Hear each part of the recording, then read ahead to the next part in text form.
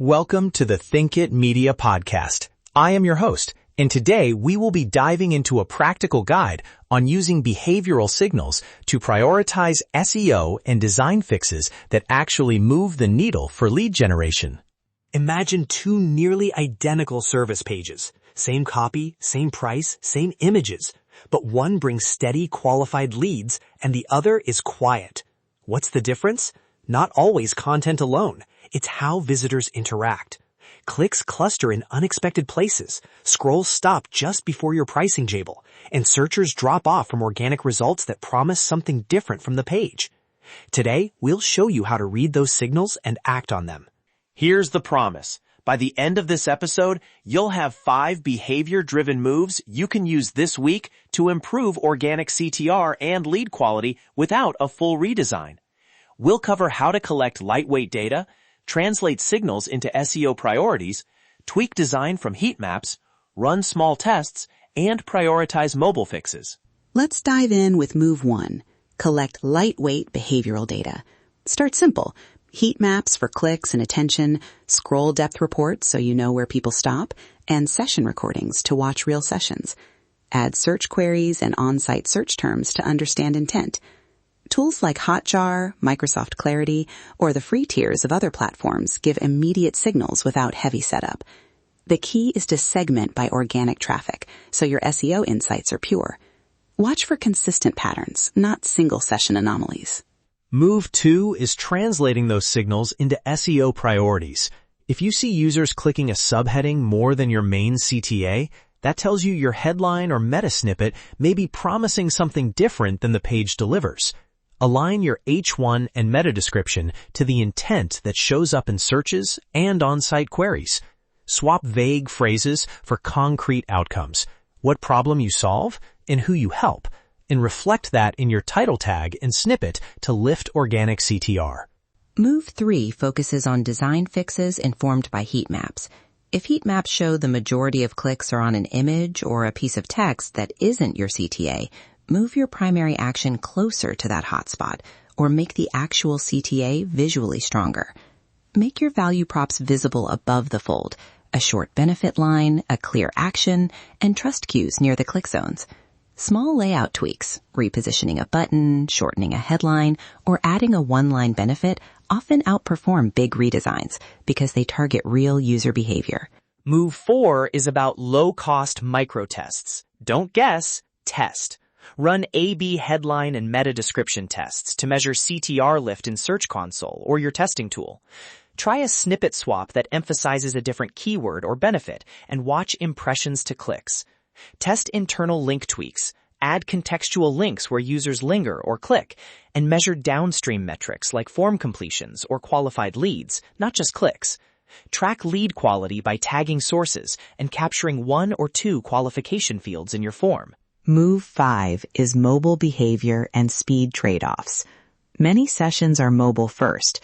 Scroll depth and tap heat maps reveal what mobile users actually see and touch. If key content is buried or load times shift the scroll threshold, prioritize moving essential content higher and deferring non-critical scripts. Use Lighthouse and real user metrics to decide.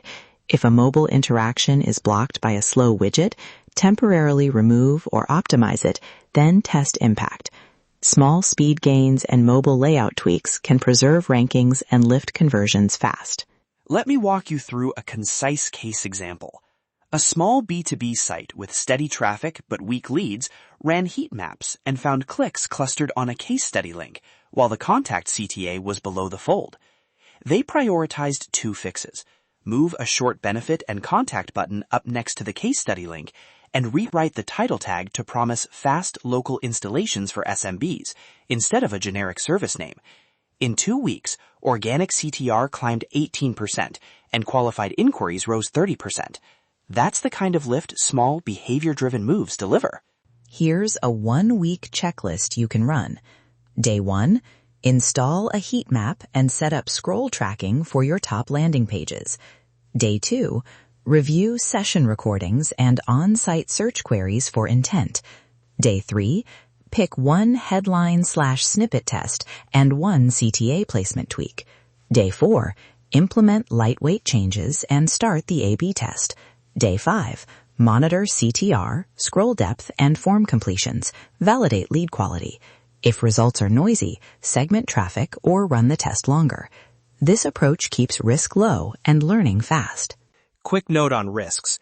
Behavioral data can be noisy and misread. Don't make sweeping structural changes from a single session. Mitigations: confirm patterns across tools and segments, run short A/B tests, and validate with lead quality tracking.